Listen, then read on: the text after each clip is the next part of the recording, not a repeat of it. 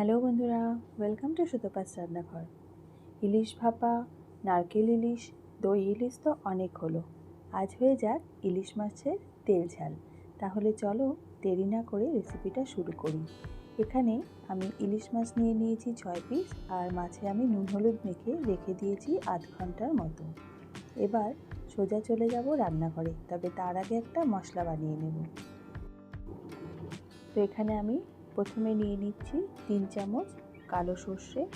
তোমরা চাইলে কালো আর সাদা সর্ষে মিশিয়েও করতে পারো, তবে কালো সর্ষে দিয়ে বেশি ভালো হয়। তো এখানে দেখো প্রথমে আমি একটু সর্ষেটা গুঁড়ো করে নিয়েছি। এবার তারপরে দিয়ে দিলাম 4-5টা কাঁচা লঙ্কা আর দিয়ে দিলাম অল্প একটু নুন। এবার একটু জল দিয়ে একটা মিহি পেস্ট বানিয়ে নেব। এবার সর্ষেটাকে আমি এইভাবে ছাকনার মধ্যে ছেঁকে নিয়ে সর্ষের যে জলটা সেটা দিয়ে রান্নাটা করব।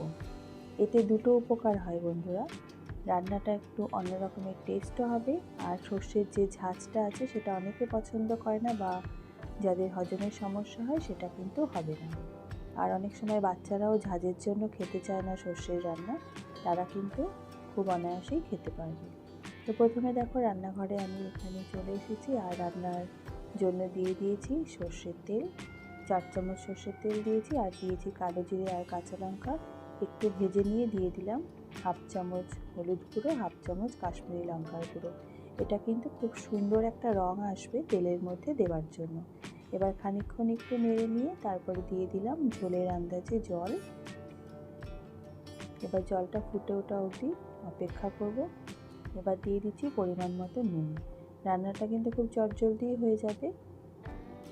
এবার একটু ফুটে ওঠার পরে নুন হলুদ মেখে রাখা ইলিশ মাছগুলো দিয়ে দিলাম। মাছটা কিন্তু আমি ভাজিনি, এটা আমি কাঁচা মাছটাই দিয়ে দিলাম।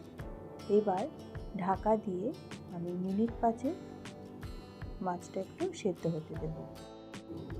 যতক্ষণ মাছটা সেদ্ধ হচ্ছে ততক্ষণ আমি কোরানো নারকেল থেকে একটু নারকেলের দুধ তৈরি করে নেব। এখানে আমি আধমালা নারকেল নিয়েছি, তার মধ্যে একটু জল দিয়ে মিক্সিতে ভালো করে ঘুরিয়ে নেব।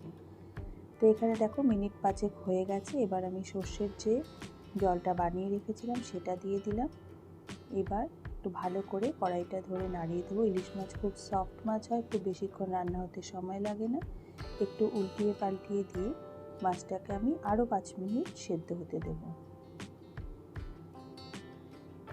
হালকা হাতে একটু উল্টিয়ে দিলাম। এবার একটু ঢাকা দিয়ে সেদ্ধ হতে দেবো। এবার আমি নারকেলের যে দুধটা বানিয়ে নিয়েছি সেটা একটা সাদা কাপড়ের মধ্যে ছেঁকে নেব। তো খুব সহজেই দেখো বন্ধুরা, তোমরা বাড়িতে এভাবে বানিয়ে নিতে পারো। তো এবার খুব সুন্দর করে চেপে চেপে এভাবে নারকেলের দুধটা আমি তৈরি করে নিয়েছি।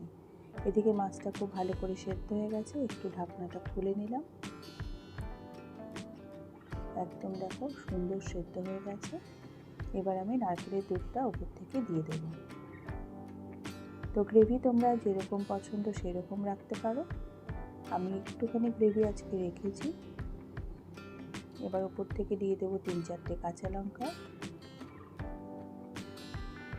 এবার ঢাকা দিয়ে আঁচ কমিয়ে মিনিট 10 ফুটিয়ে নিলে তৈরি হয়ে যাবে ইলিশের তেল ঝাল। তোমরা চাইলে 1 চামচ কাঁচা তেল ওপর থেকে দিতে পারো, তবে আমি আজকে আর দিলাম না। তো দেখো বন্ধুরা, ইলিশের তেল ঝাল একদম রেডি। আমি সার্ভ করে দিয়েছি। এটা গরম ভাতে খেতে কিন্তু অপূর্ব লাগে। তোমরা অবশ্যই একবার ট্রাই করে দেখবে আর আমাকে লিখে জানাবে তোমাদের কেমন লাগলো। তাহলে আজ এই পর্যন্তই। দেখা হচ্ছে আগামী পর্বে নতুন একটি রেসিপির সাথে।